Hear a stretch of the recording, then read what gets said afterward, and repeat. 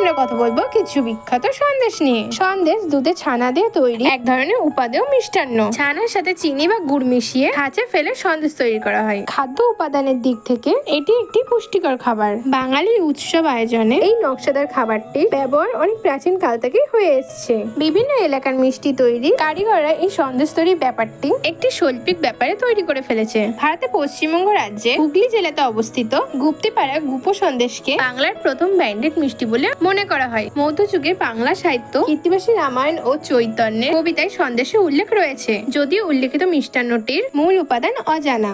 এই সন্দেশ তৈরি করতে ক্ষীর ব্যবহার করা হতো। এটি অনুবাদ করা কঠিন যে ঠিক কখন হতে ক্ষীর সমৃদ্ধ সন্দেশের পরিবর্তে ছানা সমৃদ্ধ সন্দেশ তৈরি করা হয়, কিন্তু এটা জানা যায় না যে 19 শতকের শেষাংশ থেকে সাধারণভাবে সন্দেশ বোঝাতে ছানার সন্দেশকে বোঝানো হয়। তখন আমি তোমাদের সাথে ছিলাম শ্রাবণী। ভিডিওটি ভালো লাগলে লাইক এন্ড সাবস্ক্রাইব করে দিও আর সকালের মধ্যে শেয়ার করে দিও।